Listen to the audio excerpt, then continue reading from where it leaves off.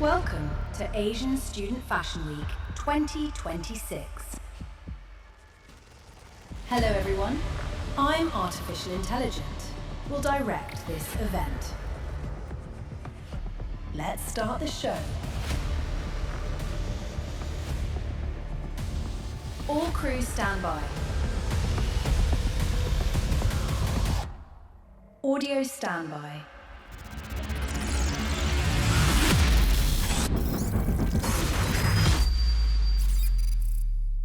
Lighting standby.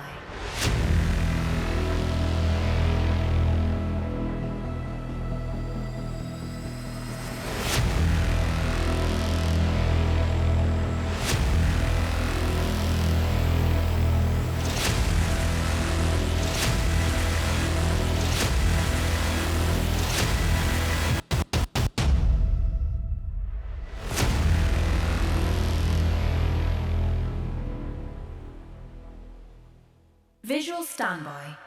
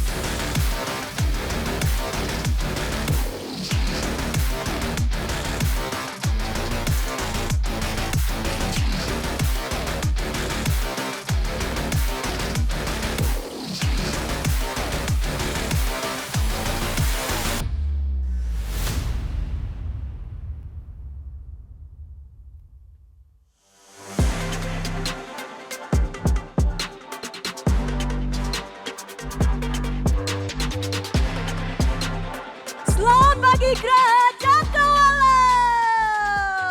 Assalamualaikum warahmatullahi wabarakatuh.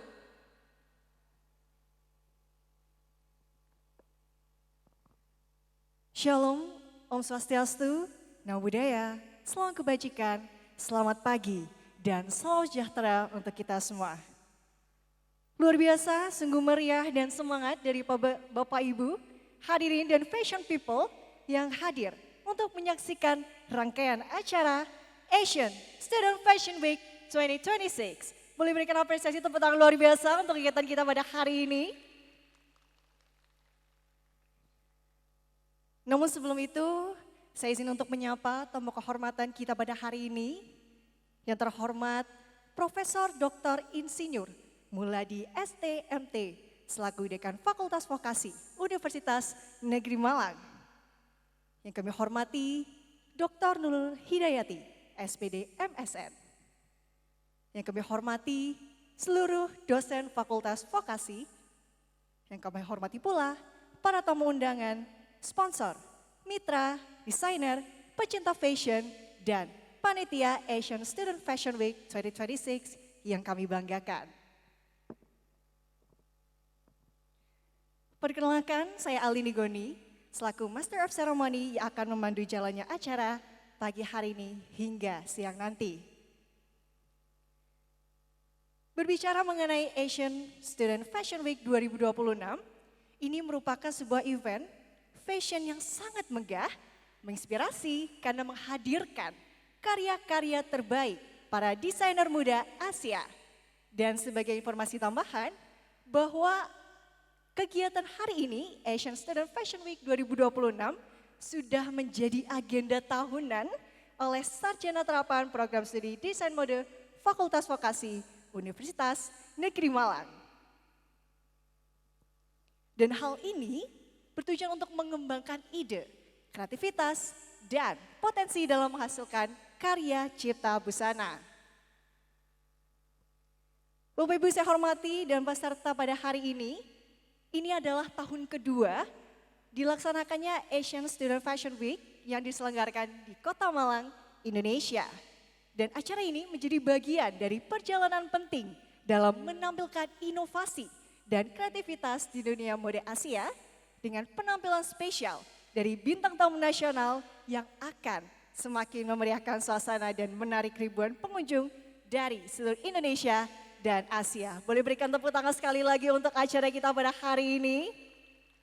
Terima kasih. Dan Asian Student Fashion Week ini nantinya akan menampilkan karya-karya terbaik dari mahasiswa yang mengacu pada Trend Forecasting 2026-2027, yaitu Trends of Tomorrow dengan tema Evolve. Dan tema ini menggambarkan arah mode yang regeneratif dan global melalui inovasi desain, keberlanjutan, serta kekuatan budaya lintas batas, sekaligus pendorong para desainer muda untuk berpikir kritis, kreatif dalam menciptakan karya yang relevan dengan masa depan. Hadirin berbahagia, untuk mengawali kegiatan hari ini, marilah kita meningkatkan rasa nasionalisme dan cinta tanah air. Sejenak marilah kita menyanyikan lagu kebangsaan Indonesia Raya. Hadirin kami mohon berdiri.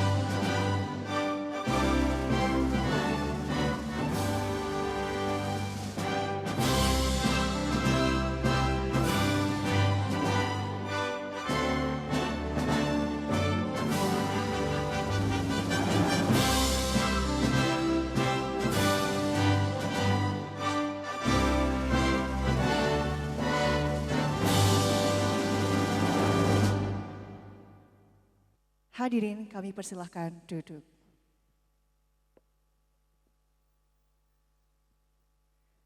Hadirin yang berbahagia, acara akan diawali dengan pembukaan, dilanjutkan dengan sesi guest lecture, kemudian rangkaian lomba dan awarding, dan ditutup dengan fashion show dari desainer tanah air. Maka dari itu kami harapkan hadirin untuk tetap stay di Geraha Cakrawala ini untuk menyaksikan seluruh rangkaian acara Asian Student Fashion Week 2026. Dan selanjutnya sejenak marilah kita menundukkan kepala seraya berdoa. Doa menurut agama dan keyakinan masing-masing, disilahkan.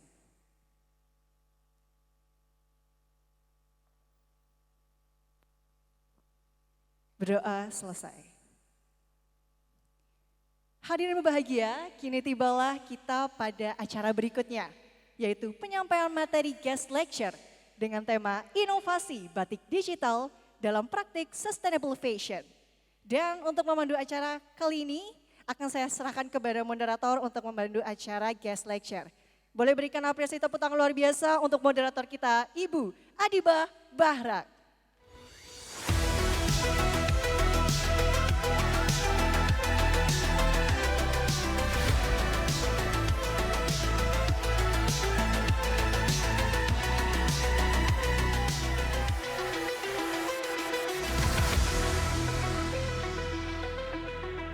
Assalamualaikum warahmatullahi wabarakatuh. Selamat pagi Bapak Ibu yang terhormat, Bapak Dekan, Bapak dan Ibu dosen semuanya dari Desain Mode Fakultas Vokasi yang tercinta, dan teman-teman hadirin semuanya, mahasiswa-mahasiswa tercinta, siswa-siswa dari SMK yang sudah siap belajar pada hari ini. Sudah siap belajar dari materi kita yang keren hari ini teman-teman semuanya? Sudah? Baik, sebelumnya perkenalkan sekali lagi, saya Adibah Bahrak, selaku moderator yang akan mendampingi acara guest lecture kita pada pagi hari ini.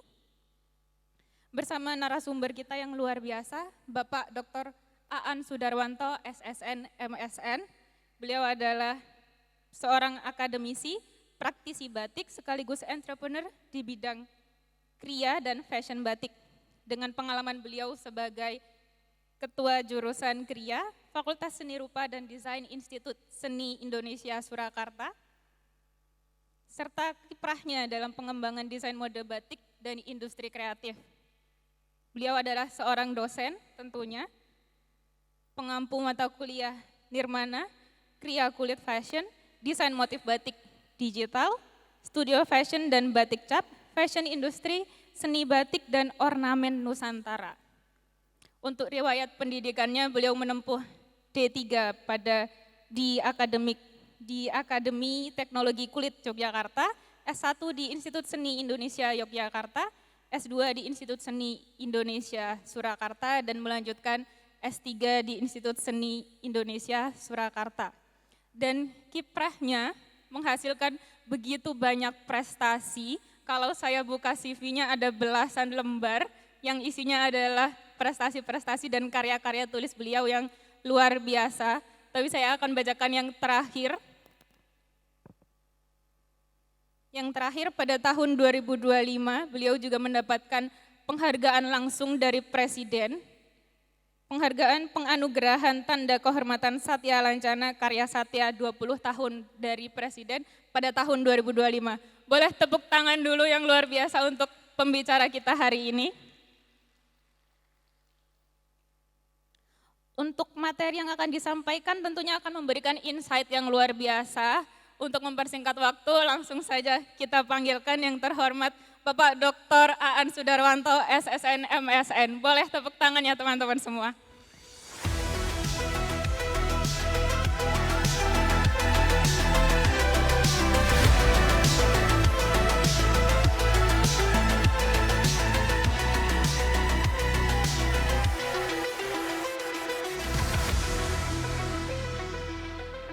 Beliau adalah Bapak Dr. Aan Sudarwanto yang sudah siap memberikan materi untuk kita pada hari ini. Tapi sebelum itu kita mohon untuk melakukan penandatanganan IA atau Implementation Agreement. Untuk itu kami persilahkan pada Ibu Kaprodi, Ibu Dr. Nurul SPD MSN, dan Bapak Dr. Aan Sudarwanto untuk bersedia menandatangani Implementation Agreement kita pada pagi hari ini.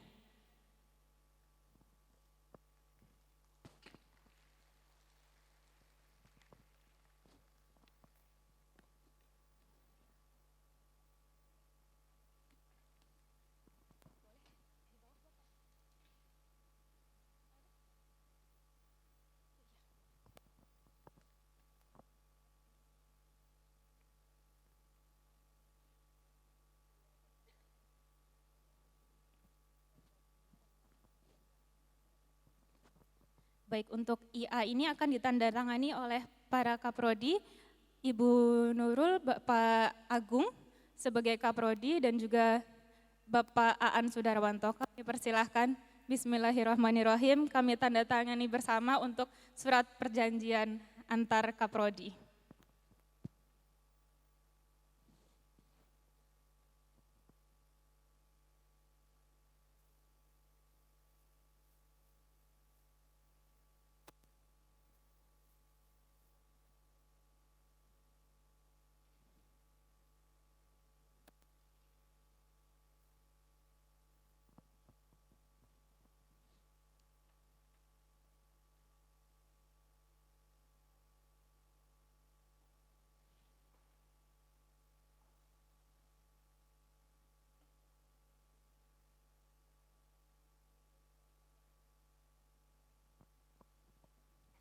Baik, penandatanganan IA ini menandai sebagai kerjasama antar Kaprodi dari berbagai universitas di Indonesia. Harapannya kami dapat menjalin komunikasi, kami dapat bekerja sama dalam berbagai event, dan mahasiswa-mahasiswa kita juga diharapkan mampu berkolaborasi antar universitas atau antar prodi di berbagai universitas di Indonesia. Boleh berikan tepuk tangannya sekali lagi.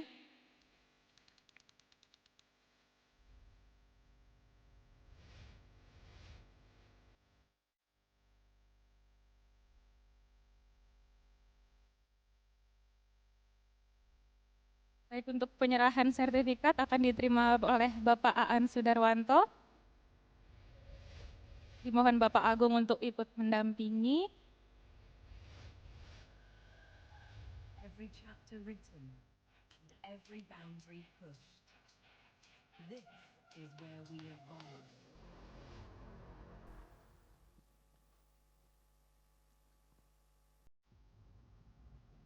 Every step takes us further than the one before. And this is where it all began.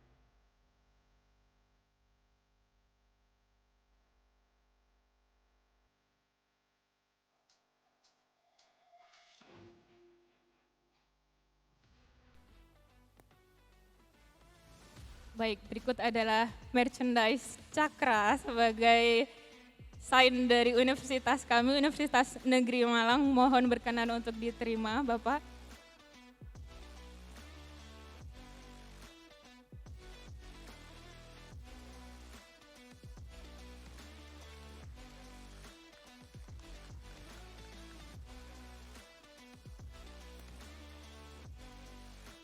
Baik, terima kasih banyak Ibu Nurul.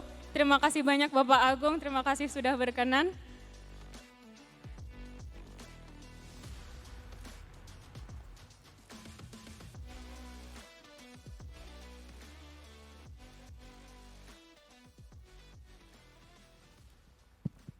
Baik, Alhamdulillah bisa kita lanjutkan dengan sesi guest lecture kita pada hari ini. Bapak Dr. Aan, bagaimana kabarnya? Alhamdulillah sehat. Alhamdulillah baik. Sudah pernah ke Malang pastinya? Baru kali ini. Oh baru kali ini, Masya Allah. Luar biasa. Luar Sangat megah biasa. gedungnya. Bagaimana rasanya baru datang ke Malang? Apa bedanya sama Surakarta? Ternyata luar biasa, sangat megah. Panggungnya juga sangat Masya istimewa. Allah. Ini karya teman-teman semuanya yang di sini dari kemarin sudah antusias, bahu-membahu, tolong-menolong buat mewujudkan acara kita hari ini, Asian Student Fashion Week 2026. Alhamdulillah, Bapak sudah mencoba makanan apa, sudah sempat kulineran? Baru datang ya Pak? Baru datang jam 7 pagi tadi, jadi Oh. tadi hanya mampir beli makanan apa namanya yang hitam, soto hitam itu apa namanya? Oh rawon. Rawon, rawon. Soto Baru hitam makan. itu rawon. Soto hitam. Itu Rawon. khas juga di Malang Bapak, luar enak biasa. ya. Alhamdulillah sudah sarapan rawon. Nanti insya Allah kita makan-makan juga agar Bapak bisa mencoba makanan khas kota Malang juga. Baik, untuk mempersingkat waktu bisa kami mulai. Silahkan materinya disampaikan oleh Bapak Dr. Aan Sudarwanto, SSN MSN, kami persilahkan. Baik, terima kasih Bapak Ibu yang saya hormati. Assalamualaikum warahmatullahi wabarakatuh. Izin saya turun ke bawah. Baik, sebelumnya saya hormati para pejabat yang hadir pada siang hari ini, kemudian teman-teman dosen, demikian juga para hadirin semua yang tidak bisa saya sebut satu persatu. Bapak Ibu hadirin yang saya hormati, pada hari ini saya akan membawakan sebuah tema yang diminta dari Bu Nurul, yaitu inovasi batik digital dalam praktek sustainable fashion. Baik, mungkin lebih dipercepat saja slide-nya. Bapak Ibu yang saya hormati, bahwa saya bergelut di bidang batik sudah lumayan banyak. Baik, ini beberapa mungkin yang tadi sudah diperkenalkan, intinya beberapa pengalaman saya selain di ISI Surakarta, saya juga mengajar di PGSD UMS. UMS itu Universitas Muhammadiyah Surakarta. Di sana mengajar mata kuliah batik dan seni rupa. Kemudian saya juga punya pengalaman di bidang pendidikan. Jadi saya membina sebagai pembina di dalam sebuah yayasan pendidikan West Al-Qarni. Baik, selanjutnya kalau ingin mengetahui lebih jauh dengan saya, Bapak Ibu bisa catat WA saya atau nanti next Pak, nanti ada akun Facebook, akun-akun medsos. Jadi Bapak Ibu bisa lebih dekat dengan saya, bisa lihat akun-akun saya. Baik, selanjutnya pada sesi ini saya akan menjelaskan. Next Pak. Ya.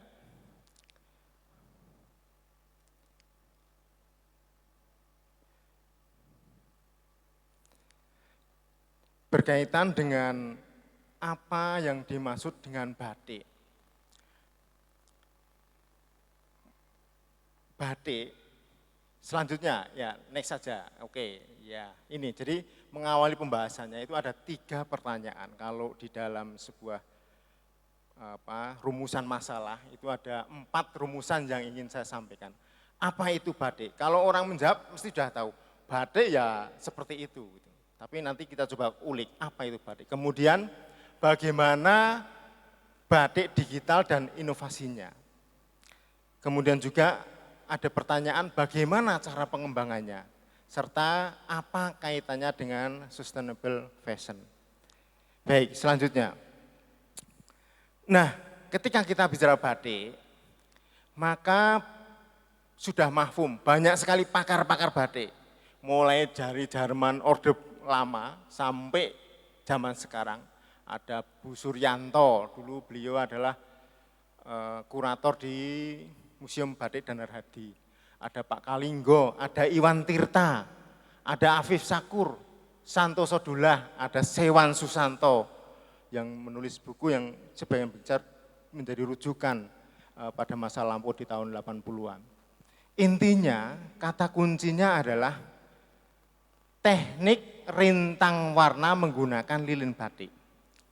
Kalau didefinisikan secara umum, kain yang dibuat secara tradisional memiliki beragam corak hias dan pola tertentu di mana pembuatannya menggunakan teknik warna rintang dengan lilin batik sebagai bahan perintang.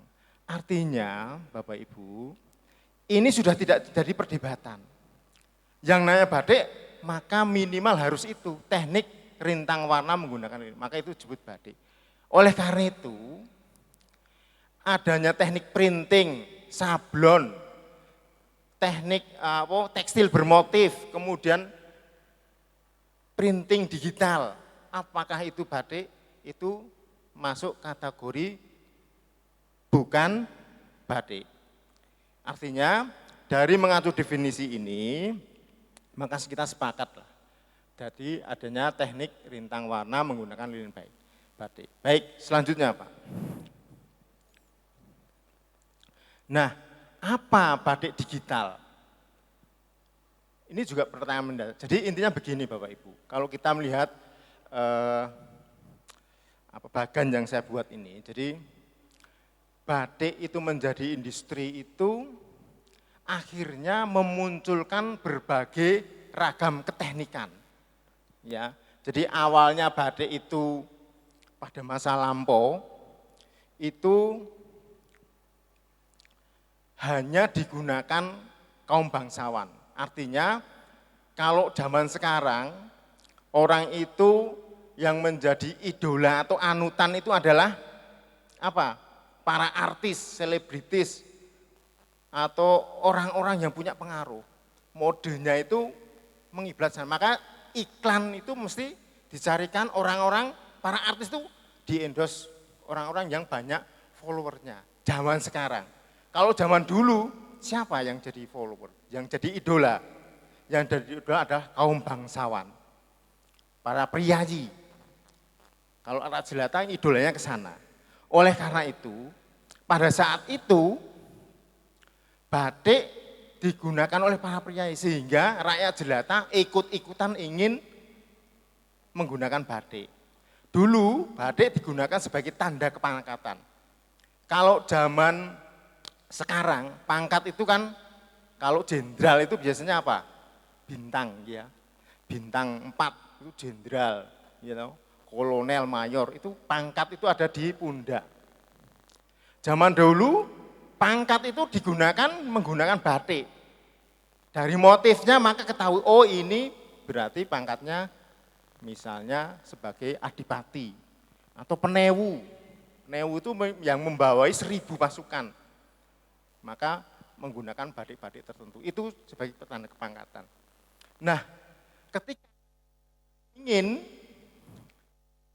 mengidolakan para priayi ini, kemudian mereka juga berlomba-lomba menggunakan batik. Maka ketika itu muncullah industri perdagangan batik seperti Lawean, maka muncullah saudagar-saudagar karya.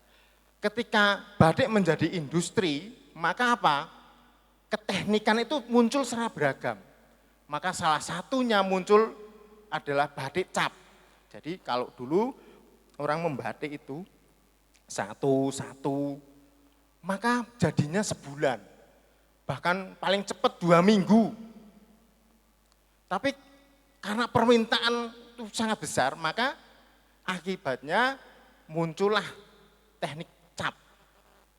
Nah, demikian juga zaman sekarang. Artinya apa? Intinya adalah kalau kita bicara industri, maka berorientasinya adalah apa? Ekonomi, efisiensi produksi. Oke, selanjutnya Pak, biar agak cepat. Nah, ketika batik menjadi industri, maka kemudian muncul spesifikasi pengerjaan, sehingga muncul keahlian tertentu, misalnya ada tukang kemplong, tukang lorot, tukang cap. Jadi seperti zaman sekarang sudah ada sertifikasi kompetensi, itu ada tukang canting seperti itu, juru ini, juru itu, begitu. Kemudian juga ketika menjadi industri, maka muncul varian keteknikan. Batik itu dengan cara macam-macam, nanti saya jelaskan apa keteknikan itu. Kemudian juga muncul sentra-sentra batik. Di setiap daerah ada batik daerah, ada muncul batik by name. Kalau dulu orang membuat misalnya parang rusak itu karena pengabdian kepada raja.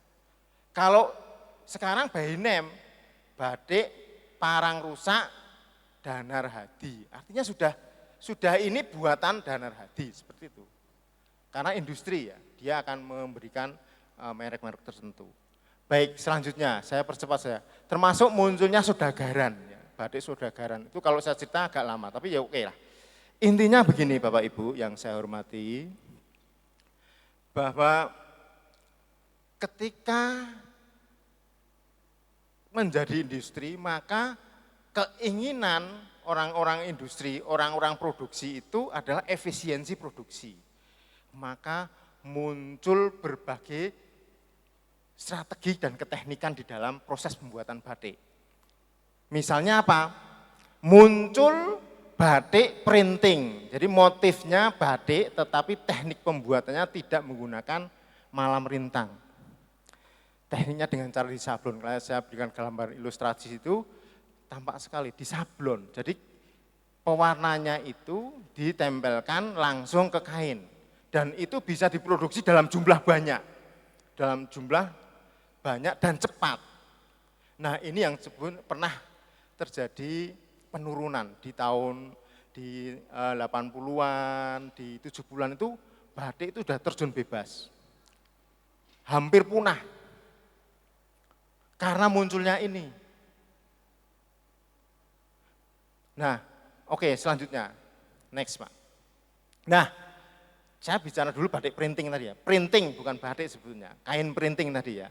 Nah, ini hasilnya sangat mirip dengan batik. Kalau lihat gambar sana, itu bahkan ada remukan, ya kan? Remukan itu seperti dari lilin yang dipecah itu. Itu seperti batik.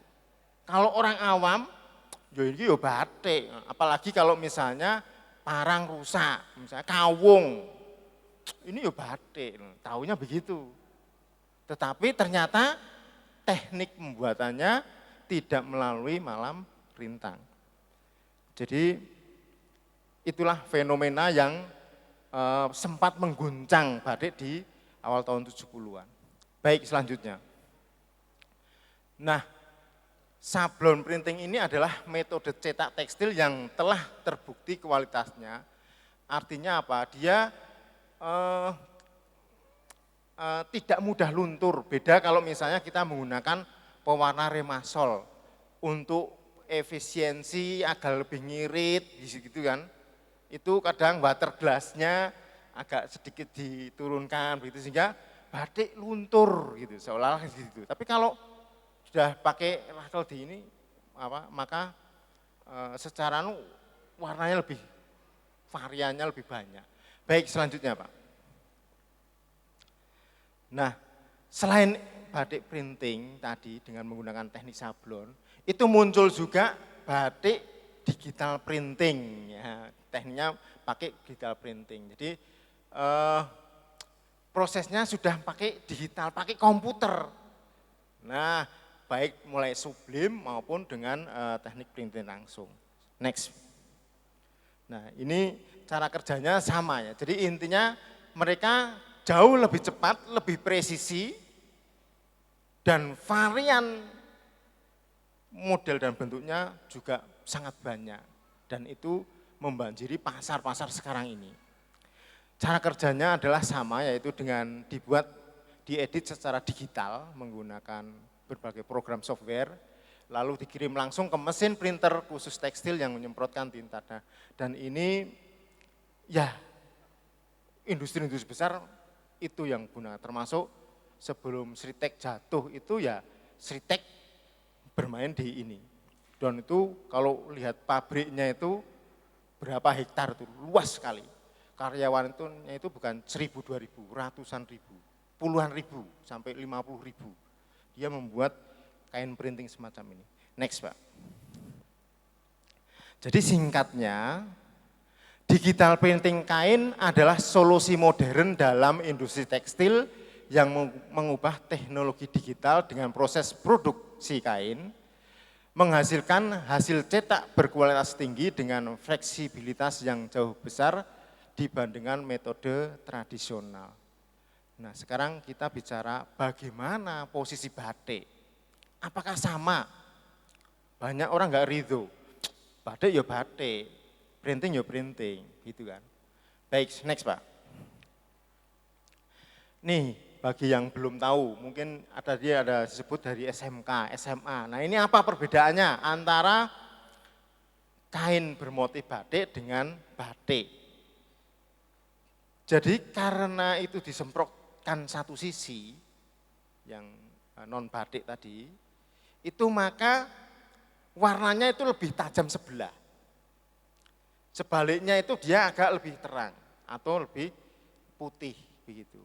Itu yang paling mudah dimengerti dan beda kalau batik. Kalau batik itu kan harus tembus. Ya, kalau enggak tembus malamnya maka dibalik harus ada diterusi istilahnya, nerusi. Sehingga apa? Bolak-balik harus sama. Nggih mboten. Nah, jadi itu sehingga maka batik dibolak, dibalik, balik bolak ya sama saja. Beda kalau kain printing atau digital printing. Next. Nah, sekarang karena tadi ya muncul berbagai macam ide keteknikan tadi, supaya apa tadi? Masih ingat? Kira-kira supaya apa? Supaya efisien produksinya, lebih cepat menghasilkan duit akeh. Kalau orang industri kan begitu, iya kan? Nah, maka ada solusi untuk katanya harus malam rintang, warnanya harus dirintang. Nah, maka muncullah sablon malam dingin. Apa malam dingin? Ada malam panas, malam dingin. Artinya bukan malam hari ya. Malam itu ya lilin gitu. Lilin dingin. Nah, malam batik dicairkan, kemudian disablonkan ke kain, terjadilah malam rintang. Ya. Kain dilakukan pencelupan. Nah, setelah itu prosesnya sama dengan teknik batik. Ya. Dengan cara kemudian dicelup, mungkin ada sebagian dicolet. Selanjutnya dilakukan apa? Pelorotan, persis sama seperti. Dan menggunakan pewarna batik juga tidak masalah. Nah, ini kontroversi. Bapak Afif Sakur itu tidak setuju ini sebagai batik. Ini bukan batik, ya sudah monggo. Tetapi kalau melihat mengacu definisi awal tadi, yang pertama tadi, itu sudah mafhum tadi bahwa ada malam rintang. Ini mending daripada tadi yang digital printing atau sablon printing. Jauh lebih mending ini gitu, karena ini masih menggunakan malam, tapi malamnya dicairkan, kemudian tehnya tidak dicanting, tapi dengan cara disablonkan. Next. Nah ini jadi, ya ini penjemuran sama seperti batik ya, dan ini masih semi tradisional. Kalau Bapak Ibu ke Solo dan sekitarnya itu masih kita jumpai model-model ini banyak. Para UMKM, pengrajin itu banyak menggunakan hal semacam ini. Selanjutnya Pak, walaupun masih kontroversi ya. Baik, kemudian ada batik dengan CNC. Nah, apa batik dengan CNC?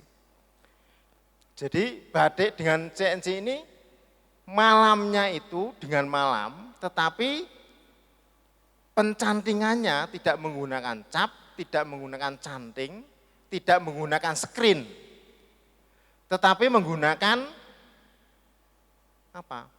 Canting yang dihubungkan dengan komputer sehingga dia akan mencanting dengan sendirinya. Nah, di kampus ISI juga ada mesinnya, namanya mesin Butimo. Next Pak. Nah ini coba dihidupkan. Ini adalah mesin Butimo pencanting yang dipermudah dengan digital. Nah, ini cara nyanting zaman sekarang itu begini. Jadi menggunakan mesin CNC dengan cara kita mendesain menggunakan program Corel Draw. Selanjutnya kemudian dilakukan memasukkan programnya ke mesin Butimo, kemudian tinggal dipasang kain dan selanjutnya mesin itu bergerak sesuai desain yang sudah kita rancang. Jadi digital di sini dilakukan menggunakan desain sampai dengan pencantingan. Ini realita karena tadi efek dari industrialisasi di batik. Baik, selanjutnya untuk menyingkat waktu. Nah, ini saya simpulkan Bapak Ibu. Jadi, oke nanti ada yang kontroversi ya, monggo lah. Jadi, batik digital apa? Yaitu adanya desain, adanya komputer. Desain sekarang menggunakan komputer. Semua menggunakan komputer. Kemudian pencantingan, pewarnaan dan pelorotan menggunakan metode tradisional. Ya, nah ini mahasiswa misalnya sudah, oh Pak jangan pakai manual Pak, sudah komputer Pak. Saya sudah punya tab, punya ini, saya harus komputer Pak. Ya silakan. Desain sudah menggunakan komputer. Kalau desain menggunakan komputer jauh lebih mudah. jauh lebih detail dan lebih kompleks desain itu. Nah, setelah itu dilakukan pencantingan masih manual, artinya di print dulu ya kertasnya, setelah itu kertas itu ditempelkan ke, ya sama, metodenya sama, cuman desainnya saja yang menggunakan komputer. Selanjutnya yang kedua adalah desainnya menggunakan komputer, kemudian pencantingannya menggunakan canting digital seperti tadi. Nah, tetapi setelah dicanting tadi, kemudian lakukan pewarnaan dan pelorotan menggunakan metode tradisional. Artinya ini masih bicara batik. Baik, selanjutnya yang ketiga adalah desain komputer dan pencantingannya menggunakan screen. Apa tadi berarti apa? Masih ingat apa yang saya sampaikan tadi? Yaitu menggunakan malam dingin. Ya, jadi kemudian pewarnaan, pelorotan dan metodenya menggunakan metode tradisional. Nah, itu yang disebut dengan batik digital. Nah, ketiga ini bisa dikombin sebetulnya, bisa dikombinasi.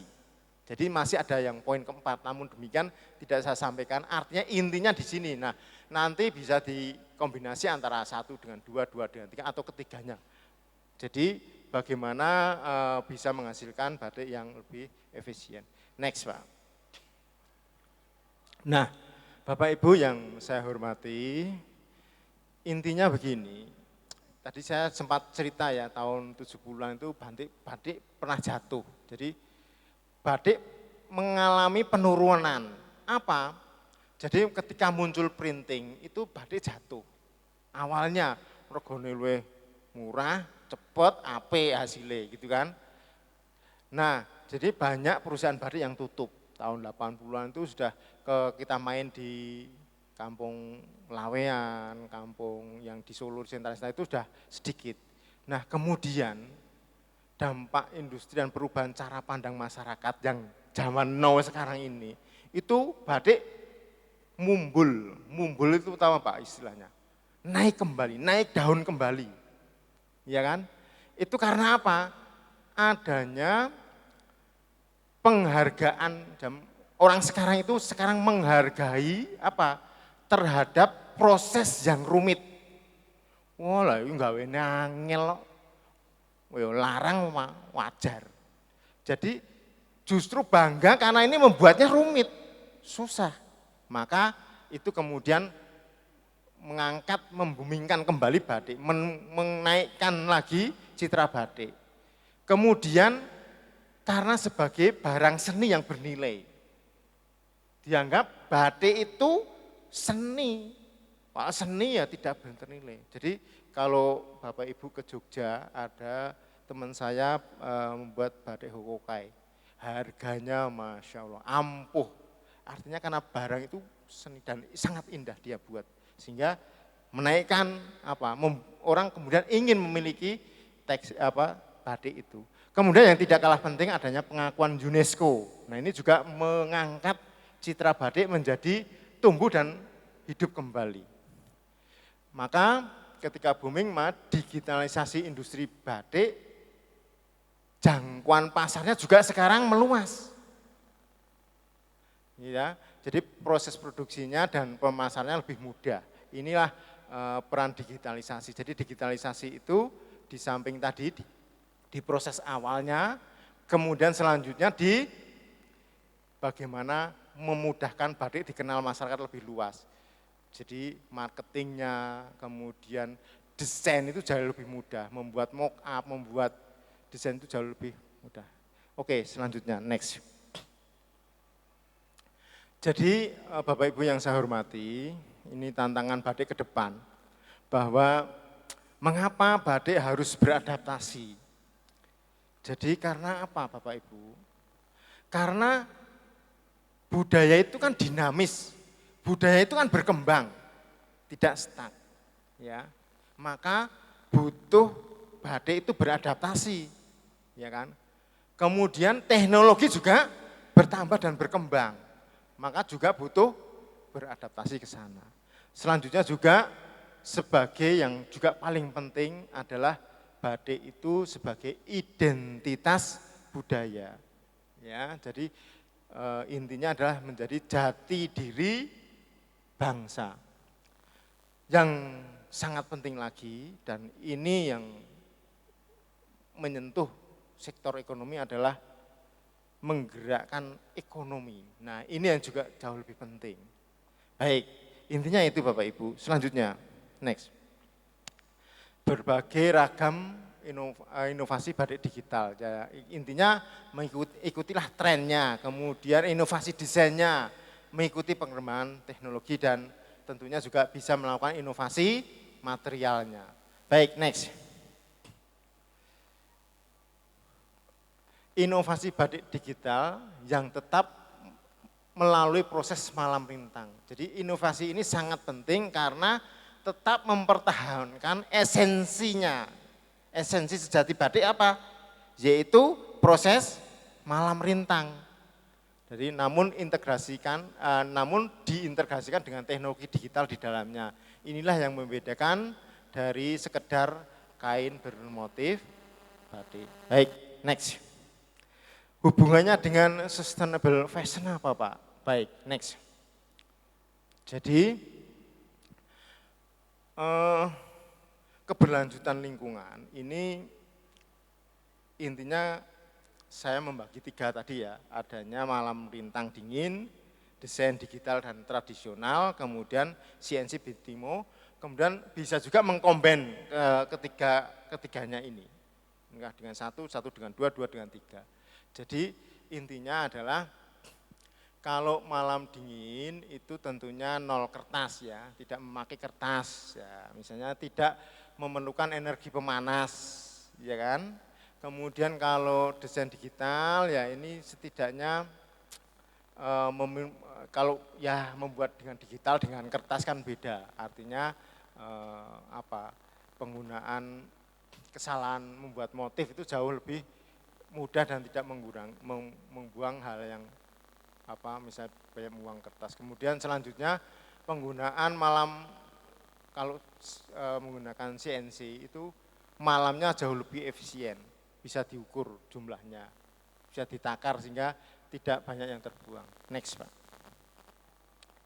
Kalau berkaitan dengan keberlanjutan sosial, jadi kalau desainnya digital, pengrajin batik tradisional itu bekerja dengan justru memperkuat pengrajin, bukan untuk menggantikannya. Jadi sebetulnya dengan digital ini bisa lebih mudah mengkoleksi atau menyimpan arsip-arsip motif-motif lama atau motif-motif baru. Entah itu jumlahnya banyak maupun sedikit akan mudah diterarsipkan. Oke, untuk saya pikir lanjut aja, next. Nah intinya adalah model ideal inovasi batik digital yang berkelanjutan adalah adanya desain motif berbasis AI atau software, kemudian tradisionalnya masih tetap mempertahankan malam rintang, maka fashion yang bermakna bertahan lama, ramah lingkungan dan bernilai budaya. Next Pak. Bapak Ibu, hadirin yang saya hormati, ini salah satu contoh bagaimana zaman era sekarang itu batik dimanfaatkan. Misalnya menggunakan, kalau di Solo itu ada batik Solo Karnival. Jadi bagaimana batik digunakan untuk busana karnival. Selanjutnya, next. Nah demikian juga sekarang juga kita banyak lihat batik digunakan untuk interior. Next. Dan untuk juga aksesoris interior. Next.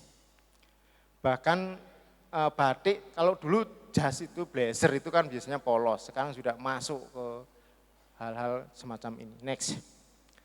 Nah, juga digunakan untuk alas kaki, untuk tas dan seterusnya. Next.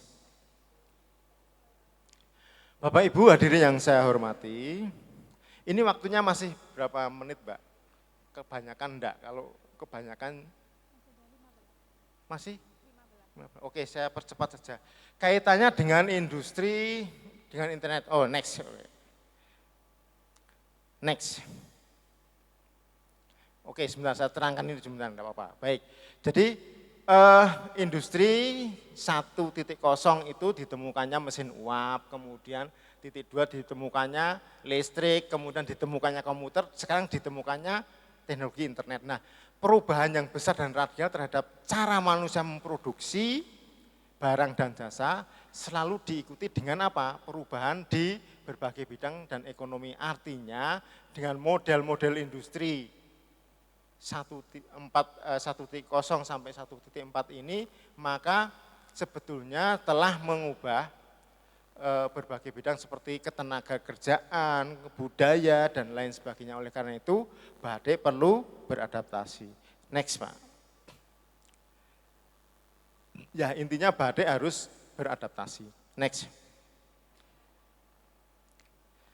Di era 4.0, dari desain lebih mudah, pencantingan batik lebih mudah, promosi lebih mudah, penjualan lebih mudah, tenaga kerja berdasarkan spesifikasi kompetensi yang bisa dikerjakan secara terpisah-pisah. Sekarang misalnya sertifikasi kompetensi batik, misalnya di LSP Batik itu ada sudah spesifikasinya sudah tidak batik semua harus bisa, enggak, harus sudah dipisah-pisah. Kemudian muncul strategi belajar keteknikan batik dan seterusnya. Next, Pak. Nah, ini Bapak Ibu contoh-contoh misalnya sekarang itu sangat mudah ya membuat misalnya kalau kita membuat desain atau kita punya motif, ya tinggal pakai AI aja sudah fashion show sendiri. Kain yang kita ciptakan itu sudah, belum kita produksi, itu sudah bisa kita gunakan. Gitu ya, next. Nah, ini contoh-contohnya, next. Terus. Ya, next. Jadi ini intinya adalah mempertahankan esensi batik sejati melalui Malam Rintang, inovasi batik digital yang benar-benar berkelanjutan, tidak boleh mengorbankan proses Malam Rintang sebagai jiwa, ya, sebagai jiwa dari batik itu sendiri. Next. Kemudian yang kedua, efisiensi sumber daya alam dan energi. Sustainable fashion menuntut penggunaan sumber daya yang minimal namun optimal. Misalnya penggunaan ya berbagai hal yang tadi sudah saya jelaskan di awal tadi. Next. Kemudian yang ketiga, pelestarian dan regenerasi budaya batik. Sustainable fashion bukan hanya soal lingkungan, tetapi juga berkelanjutan. Juga kelanjutan budaya dan pengetahuan tradisional. Jadi apa? Inovasi digital berperan dalam digital jadi menjadi warisan motif. Jadi banyak sekali ribuan motif batik Nusantara yang bisa didigitalisasi dan diarsipkan secara permanen. Kalau yang dulu-dulu kan kadang hilang, maka muncul buku-buku batik, itu salah satunya untuk supaya tidak hilang warisan itu. Kemudian motif desain digital juga zaman sekarang itu menarik sekali para generasi muda. Artinya ini kembali membumikan batik. Kemudian AI dan software, desain membantu menciptakan motif baru yang tetap berakar pada filosofi dan pakem tradisional. Next. Ya, jadi ini yang tawaran terakhir bahwa produksi itu bisa hanya berdasarkan pesanan nyata, jadi tidak membuang. Kalau dulu itu kan mau produksi kita belum tentu banyak yang tidak disukai, kemudian tidak laku. Nah sekarang itu bisa dengan cara apa? Kita membuat satu dulu, jangan dibuat bajunya dulu. Dengan cara apa? Dibuat melalui AI dulu atau melalui model dulu. Jadi sudah batik satu, kemudian dibuat baju, tetapi baju itu sudah bisa dipromosikan menjadi film, menjadi foto yang digunakan oleh seolah-olah para perancang busana, para model yang menggunakan karya batik kita, ya kan? Begitu dapat pesanan ini baru dibuatkan, dapat pesanan buatkan, jadi jauh lebih efisien, tidak banyak yang terbuang. Saya kira itu. Next, terakhir, sudah tidak ada kesimpulannya. Ya, baik. Kesimpulannya adalah inovasi batik digital dalam praktik sustainable fashion bukan tentang memilih antara tradisi atau teknologi, melainkan tentang bagaimana teknologi digital memperkuat, melestarikan dan membawa batik bermalam rintang ke masa depan dengan cara yang lebih bertanggung jawab terhadap lingkungan, lebih adil terhadap manusia, dan lebih kuat secara ekonomi. Demikian dari saya, terima kasih. Waktu saya kembalikan. Assalamualaikum warahmatullahi wabarakatuh. Waalaikumsalam warahmatullahi wabarakatuh. Terima kasih banyak Dr. Aan Sudarwanto, materinya hari ini tentang batik. Kalau biasanya kita akhir-akhir ini banyak disuguhkan dengan tren fashion terbaru, teknologi-teknologi yang terbaru, tapi kayaknya sudah mulai tersisihkan kita memahami tentang esensi dari batik. Hari ini kita mendapatkan lagi akhirnya apa sih batik, apa sih inovasi batik yang mulai dikembangkan dari para pakarnya, karena beliau pun juga pengajar dan pendidikannya dari D3 hingga S3 pun di bagian batik, selalu di bagian kriya, jadi beliau yang sangat memahami. Untuk teman-teman semuanya, setelah ini akan kami buka sesi tanya jawab, silahkan bertanya mungkin tentang inovasinya, apa sih inovasi batik yang memang sudah direncanakan atau sudah dilaksanakan selama ini, atau kalian ada kendala apa sih dalam mengeksplor batik kalian sebagai mahasiswa atau siswa yang pasti sering dituntut untuk menggunakan wastra, betul atau tidak? Pasti kita disuruh untuk mengeksplor wastra di dalam desain-desain busana kita. Itu memang harus, kita sebagai warga Indonesia harus bangga menggunakan kain-kain khas Indonesia. Silahkan, ada keluh kesah apa atau tantangan apa yang kalian hadapi, mau minta solusi apa kepada para pakar kita yang ada hari ini? Saya buka sesi tanya jawab, silahkan. Silahkan angkat tangan, sebutkan nama dan dari mana, dan langsung ke pertanyaannya apa. Yuk, boleh silahkan. Teman-teman panitia, adakah mic di sana? Atau boleh maju ke sini? Oh, waduh, dosen kita ini. Boleh, mohon maaf Ibu. Persilahkan perkenalan dulu, permisi. Baik, bismillahirrahmanirrahim. Assalamualaikum warahmatullahi wabarakatuh. Bapak, perkenalkan, nama saya Siti Zahro, saya dari Universitas Surabaya. Ya, memang dulu saya pernah ngajar di UM ya. Bapak, beberapa bulan yang lalu saya pernah melakukan research di daerah Lasem gitu ya. Di Lasem itu batiknya luar biasa menurut saya, dan hanya saja di sana mungkin regenerasinya yang kurang. Dan ternyata itu tidak hanya terjadi di Lasem, hampir semua pengrajin batik. Even sekarang kita sudah punya batik digital, generasi muda sekarang untuk meneruskan batiknya itu nggak mau kayak gitu ya. Nah sekarang Bapak sebagai pakar batik, gimana nih caranya biar generasi muda itu tergerak gitu ya untuk tidak hanya memakai, tapi membuat, itu yang penting. Karena membuatnya ini, kalau batik itu prosesnya mungkin yang panjang gitu ya, sehingga generasi sekarang itu maunya yang instan gitu. Nah kita harus seperti apa nih Pak, terutama saya dosen gitu ya, terkadang anak-anak kalau memakainya nggak ada masalah, saya rasa ya, mereka berkreasi dengan luar biasa. Tetapi membuatnya, itu yang membuat kita harus terus memikirkan karena regenerasi pembuatannya. Padahal di situ juga saya rasa hampir semua universitas di bidang fashion juga sudah ada nih mata kuliah yang berhubungan dengan batik. Tapi ya itu tadi, hanya berhenti di mata kuliah gitu. Tapi untuk menjadi pengusaha batik kayaknya enggak. Nah ini harus seperti apa kita, seperti itu. Terima kasih. Terima kasih Bu Vivi dari Surabaya atas pertanyaannya. Boleh langsung dijawab, Dr. Aan? Terima kasih. Saya sambil duduk, Boleh, monggo. Terima kasih Bu, pertanyaannya baik sekali. Memang fenomena itu saya rasakan sejak satu dekade ini. Jadi di Sragen itu ada batik Tanon, batik Girli istilahnya ya. Pinggir kali Bengawan Sengkolo itu kan karena dulu jalur perdagangan batik, maka sekitar Sragen di pinggir Bengawan Solo itu banyak sentra-sentra. Dan mereka itu rata-rata juga kekurangan tenaga khususnya pembatik. Nah ini juga kami kemarin melakukan survei atau melakukan riset di Laweyan, itu juga sama, di Kampung Laweyan juga sama.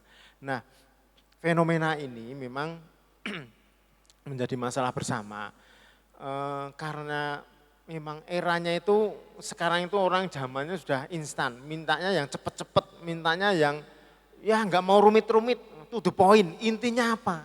Intinya itu piye to, apa to gitu. Jadi orang sekarang memang adanya perubahan budaya, sudah generasinya sudah perubahan mindset, cara pandang, cara menghadapi kehidupan ini. Oleh karena itu maka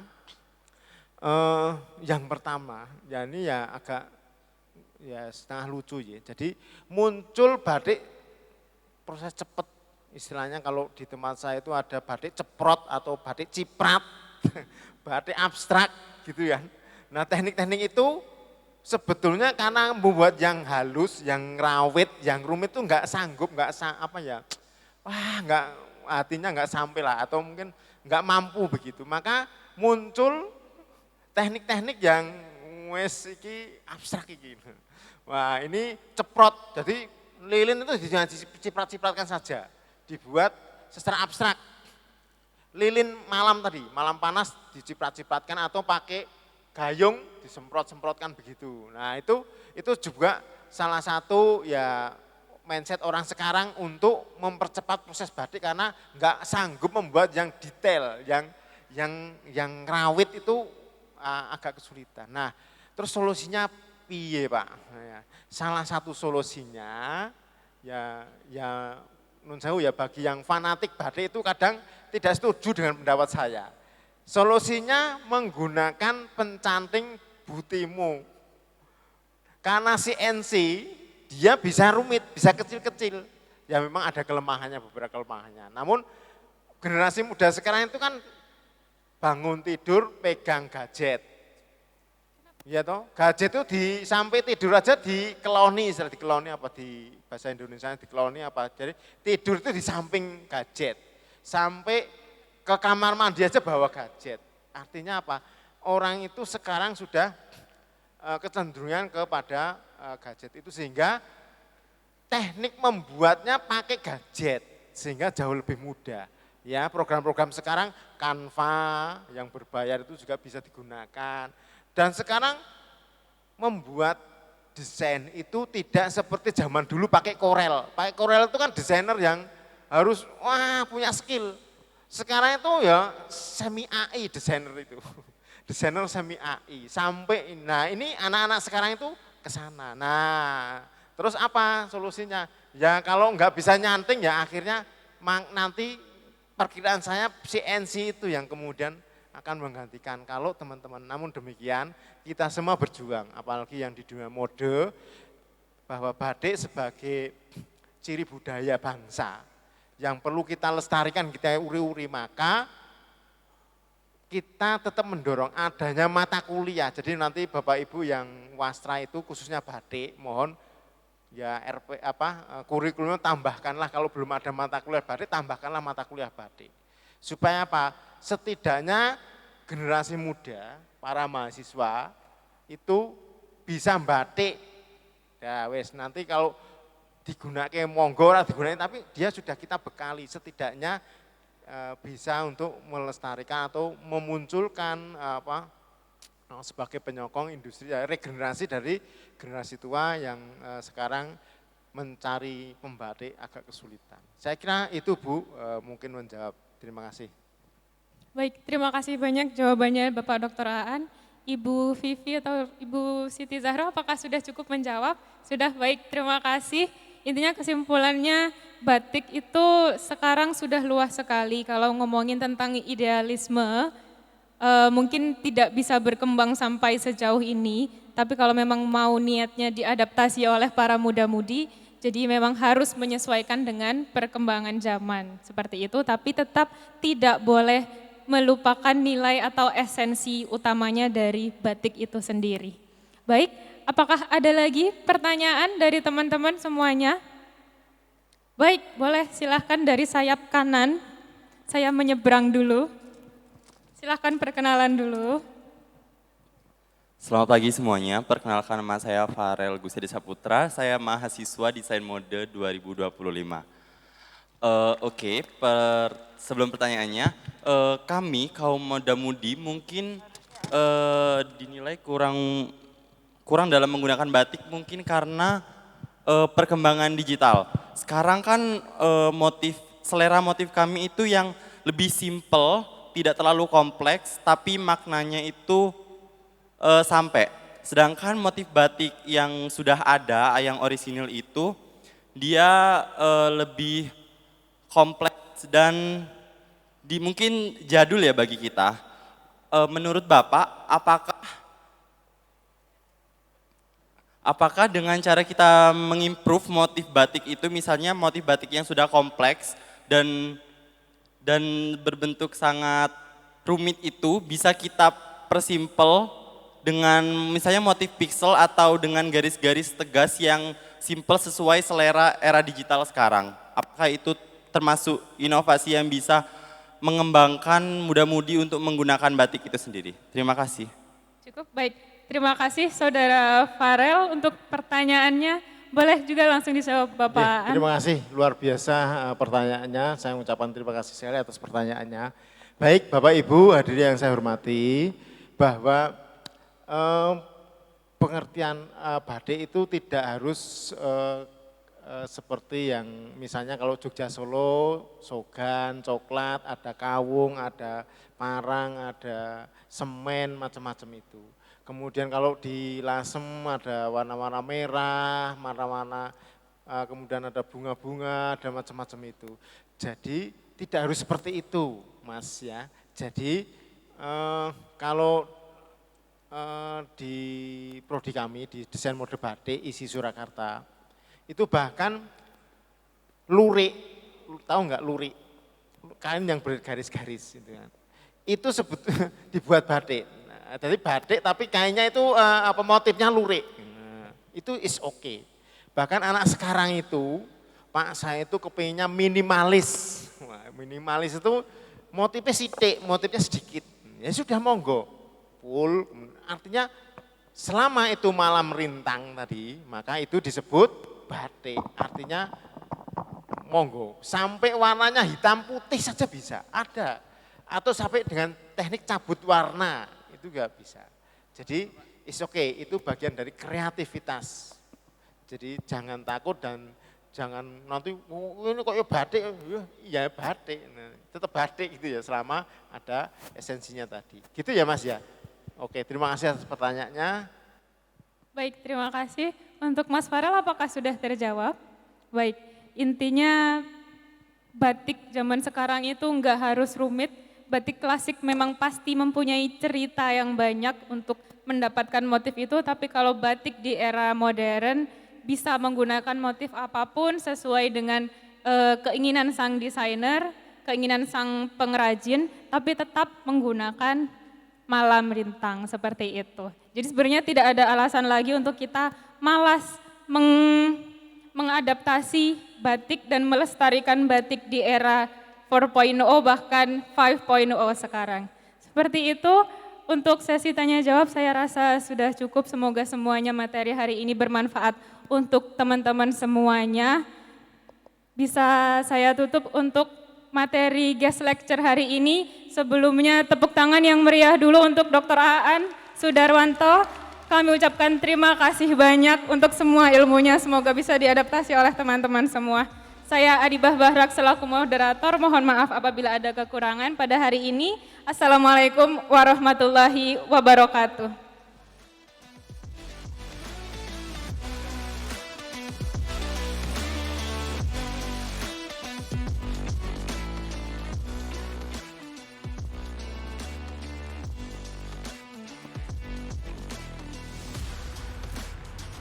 Kami ucapkan terima kasih kepada narasumber kita yang luar biasa dan juga moderator kita yang luar biasa. Boleh sekali lagi kita berikan tepuk tangan yang luar biasa untuk guest lecture kita hari ini.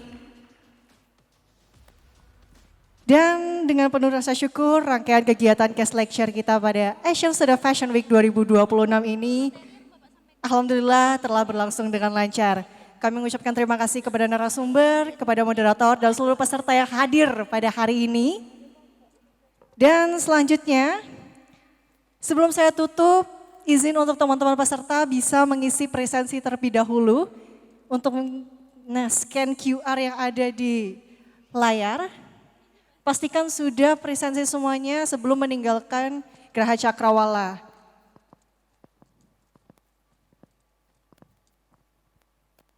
Baik, tetaplah bersama kami para peserta hadirin berbahagia untuk hari ini. Karena saat lagi kita akan hadir dengan rangkaian lomba yang tak kalah menarik, penuh kreativitas dari para fashionista. Saya Ali Rigoni, saya akhiri sesi pagi hari ini dan sampai jumpa di kegiatan berikutnya.